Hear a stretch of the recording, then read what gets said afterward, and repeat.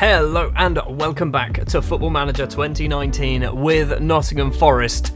This could be the final episode of the season, or we could somehow sneak our way into a playoff spot. We are 1 point behind Norwich with 2 games to play. We've got QPR, we've got Bolton. We've got a better goal difference. In theory, we can also catch Swansea. As long as Norwich don't win both their games, the possibility of us actually getting into the playoffs is pretty high. The reason is because since I've taken over, we are undefeated. In the last episode, you saw us beat both Ipswich and Swansea, and then straight after that, we had to play against Rotherham. It was a 1-0 victory, thanks to a Matty Cash goal. I think that was a header, although he has scored a couple of goals, I believe. We were the much better team. We should have scored a lot more. We were just dominant. Only scoring 1 goal kind of makes it look bad.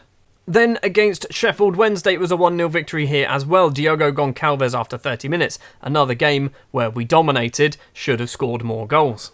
And then the only game where we didn't score any goals, even though we still dominated, a 0-0 draw against Blackburn. And I don't like the fact that Blackburn now wear white and sky blue. Looks really weird. It should be a more royal blue. We only had 2 shots on target out of 12. I don't know how we didn't get anywhere near as many shots on target, and we really should have won that game. And another game we should have won was up against Sheffield United away from home. We went 1-0 down thanks to Leon Clark on 41 minutes. Matty Cash then equalises on 77 minutes. Again, we could not score goals. Seven shots on target out of 14 in total. 1 goal. How are we only scoring 1 goal? And the same story again against Middlesbrough. It was a 1-0 victory. Diogo Goncalves with the goal, but 14 shots. Only 3 on target, just the 1 goal. We're getting the wins, but we should be getting the wins a lot more comfortably than what we're currently doing.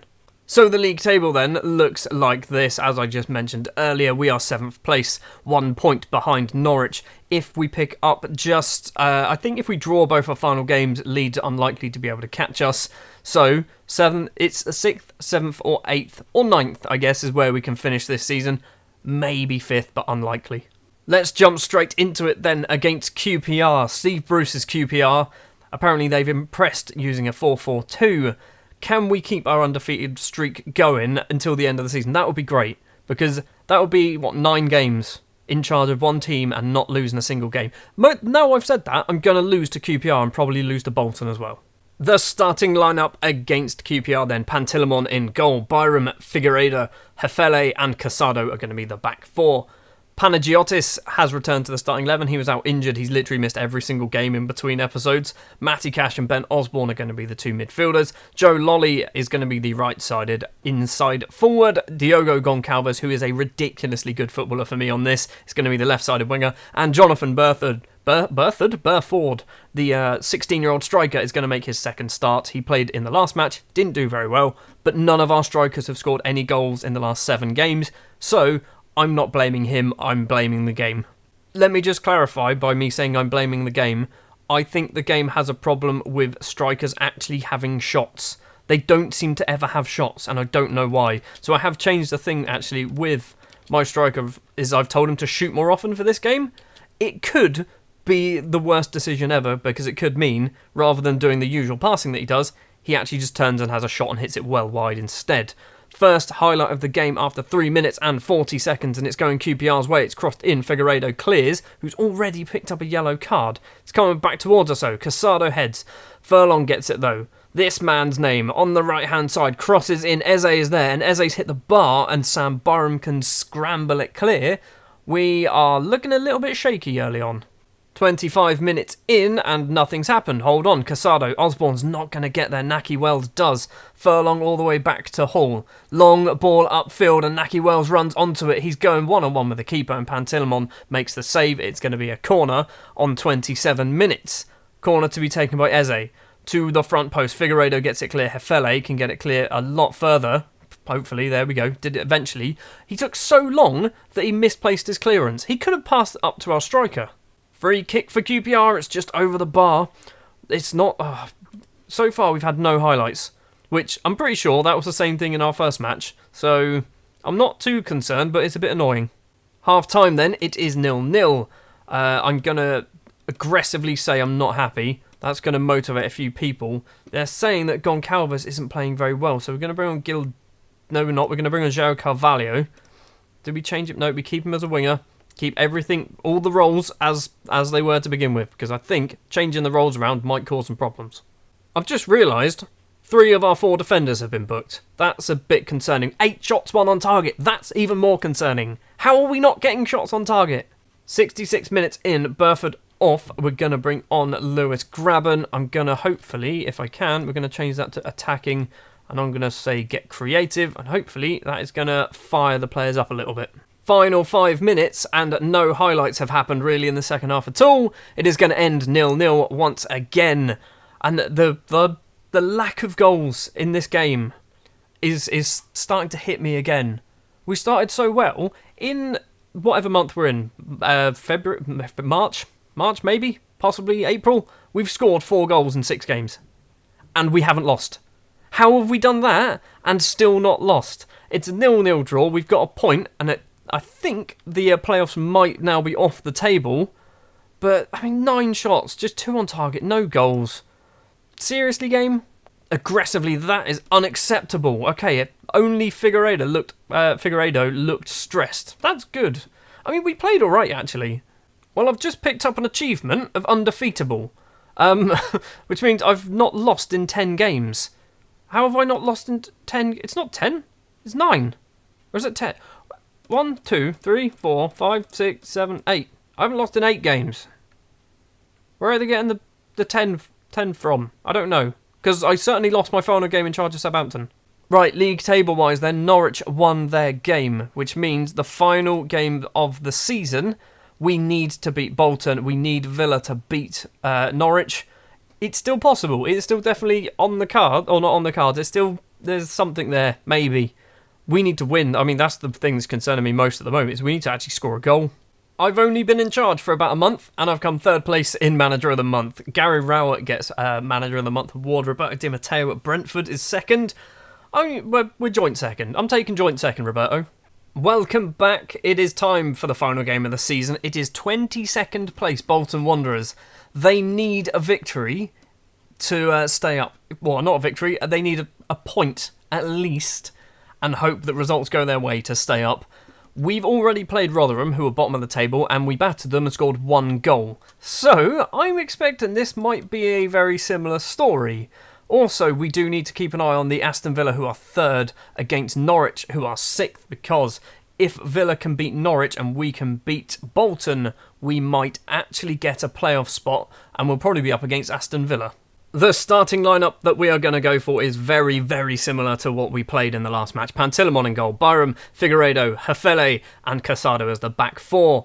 Panagiotis, Matty Cash and Ben Osborne as the midfield trio. Joe Lolly and Diogo Goncalves as the 2 wingers. And Lewis Grabban is going to be playing up front today. It doesn't matter because he's not going to score. Strikers don't score goals in this game. I'm genuinely considering dropping Grabban to play there. To actually play a strikerless formation, because I don't know whether it's the position or the players or what's going on, but we don't ever score goals. In 9 or 8 games now with Forest, I haven't had a single striker score a goal, and we haven't lost. I need to keep reiterating that. We haven't lost, and strikers haven't scored any goals. Corner for Bolton, it is saved by Pantilimon. First highlight going to Bolton. Not good. 15 minutes in, Matty Cash is injured. Even worse. Right, Ryan Yates is coming on. Ryan Yates, by the way, is really good, but he doesn't fit into my team. He's only 21. He's got loads of potential. I really need to play him more, but I can't fit him in with Matty Cash and Ben Osborne. They're the 2 best central midfielders. Ryan Yates, unfortunately, is the 3rd best, and he's just not quite good enough. Norwich have taken the lead against Aston Villa. That is a worry, and we've got a penalty. We've actually got a penalty. Lewis Grabban's going to take it. Could we actually see a striker score a goal, or is Grabban going to smash it into space? Goes for goal, puts it in the bottom corner. We are 1-0 up against Bolton. 31 minutes on the clock, but unfortunately for us, Norwich are also beating Aston Villa. And if it stays that way, we will finish in 7th place, and we will not get that playoff spot. 2 minutes to go until half-time. Panagiotis back to Hefele, forward, Yates doesn't get there, Vela runs forward, Josh Vela with the ball, goes for goal, hits it inches wide of the post. It was a good effort from the youngster. Half time then, it is 1-0. Lewis Graben's penalty is the only goal of the game. Let's get the assistant to do a team talk. I probably should have done that myself. So Graben's on a 6.6. No one's playing badly, it's just no one's playing well either. Just going to have to keep going for it. What I'm going to do is I'm going to demand some more, and I'm actually going to go attacking as well, because this is definitely a game that we should be winning by a lot more goals. And Aston Villa have equalised, but Bolton have a highlight. Wheater with a ball on the right. Josh Vela tries to find Low, but can't get it. Goncalves forward to Graben, all the way back to Figueiredo. Yates, Osborne and Panagiotis passing it around, but we are deep in our own half. Goncalves gets the ball on the halfway line, gets tackled, and now Bolton can possibly break. Low doesn't do a great pass. Osborne doesn't win the ball either though. Wheater to that man's name, Vela. Wildschut on the right-hand side, cuts in, keeps going, keeps running forward, plenty of space, goes for goal, and actually hits it into probably a river just outside the City ground. Goncalves has twisted his knee, so he's going to have to come off. João Carvalho is a like-for-like replacement on that left wing. 25 minutes left to play, and Bolton are knocking on the door. And, I mean, you can see our goalkeeper's on a 7.1. We're not seeing the highlights, but they're getting close. I don't think Aston Villa have scored a goal yet. If Aston Villa score a goal now, it is going to be magical and we're going to possibly be in the playoffs. Panagiotis heads forward. Murphy gets it clear. Osborne in the area. Carvalho is there and the substitute has made it 2-0. We've done our job. Our job is complete. We have won the game. Bolton can still come back, but I'm assuming with 3 minutes to go and a team that are threatening relegation, they're not going to come back. What we need now is we need Aston Villa to do their job against Norwich. Osborne with the ball for us. Lewis Graben in the area, goes for goal, hits the post. It's going to be a corner. The corner as well. Who's going to be taking it? We can see Beavers going off injured. Who's taking the corner? I can never remember. I did actually set these as well. We're just waiting for Beavers to get off the pitch and also Graben to get on the pitch, I think. Here we go. Carvalho to take it. Does a lovely little clap towards the front post. Not a great corner. Osborne, Yates, Osborne again. Back into Yates. He's been tackled and Noon has got the ball clear. I don't think there's going to be a goal in the Villa game, is there? Casado forward, Carvalho. Is he going to cross it in? He does cross it in low. It's gone straight to the keeper and it's going to be another corner. We've got 1 minute and 10 to play. I don't know how many minutes are left at Villa Park. Carvalho takes it. It's cleared only as far as Panagiotis. Back to Carvalho. What a ball that was.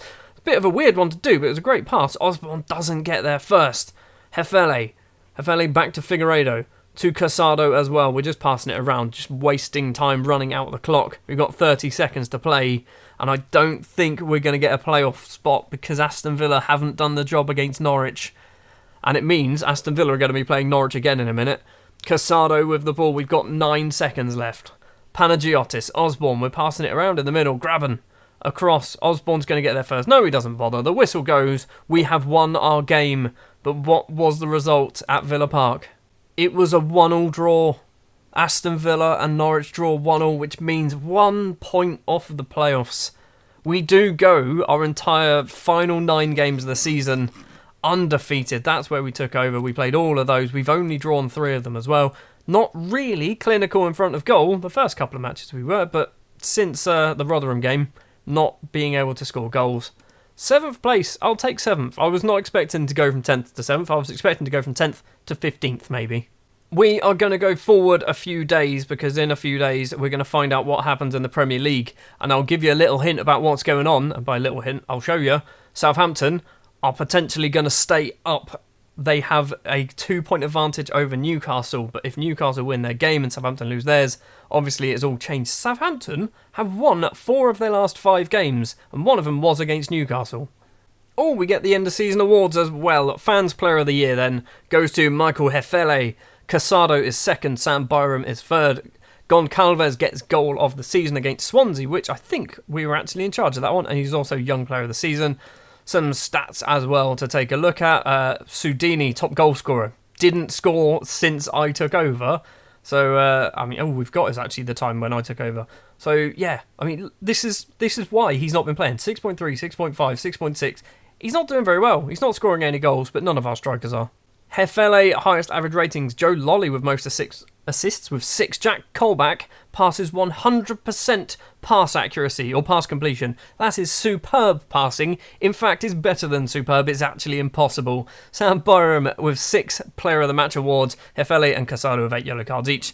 Claudio Jacob and Panagiotis both with 2 red cards each as well. Team of the season doesn't fit our formation at all. But most of these players don't actually play. I say most. These two here, Jakob Colback and Sudini, don't actually play for me anymore. I'm planning on selling Colback. I think I can sell him. Nope, he's on loan. He's going back to Newcastle. I don't need him. What are we going to do next season? Playoffs. Calmly say playoffs. Making unrealistic targets. We almost got playoffs this year. I'm very confident. Sure. Everyone, okay, no one got upset. That's fine. People disagree, but they didn't get upset. The Premier League season is over and Southampton have survived despite losing to Manchester City in the final game of the season, a game which Manchester City had to win in order to actually win the title. The reason why they survived is because Huddersfield beat Newcastle, so it didn't actually make a difference in the end. So it means next season we are not going to be playing Southampton. They seem to be playing the old 4-5-1 now, so they're playing an attacking midfielder in the middle. They've loaned Diego Perotti. How many goals? Danny Ings, no goals at all season. 10 goals. Charlie Austin gets 13. Guido Carrillo's got 13 out on loan. Miguel Veloso gets 3. Is he transfer listed? He's 33 though. Should probably not bother. That is going to wrap up the season then. We are going to go into the second season as Nottingham Forest manager, and I think we've had a pretty successful little second half. Our second job of the season as well. I think it's been very successful. We need to work on in the summer is sorting out this. Our wage budget, transfer budget is all over the place. Maybe if I go forward a few days, I might actually see what our transfer budget is. I suspect going to be 0, and our wage budget is going to be around £300,000 a week. A few more days have passed, and Manchester United have won the FA Cup. Liverpool losing in the final on penalties. Biggest overachievers Barnsley, underachievers is Chelsea. I don't know how far we got in this. I don't think it was very far. This is what I'm after. Right, tax. Didn't pay any tax because we are massively in debt. So, commercial summary, doesn't really matter. I mean, you can barely read those. Sudini, Diaz, Goncalves, Graben and Panagiotis are the 5 top shirt sellers. Everything's gone up, but when you've last season got nothing because they don't know that in the game, of course it's gone up. Scout budget is £253,000, which seems quite high. And our wage budget is £240,000 and our transfer budget is £98,000. Right. We are over £130,000 over our wage budget.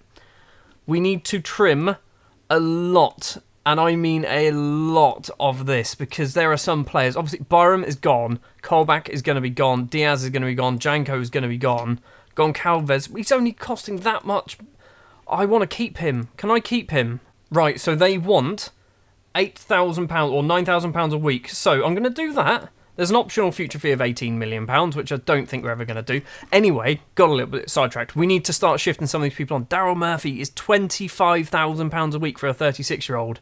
He's still got a year left on his contract. Just get out of my club. Just leave. I don't want you here. You're getting paid way too much money. Danny Fox is another one. He's getting paid too much money. Ben Watson is getting paid too much money, really.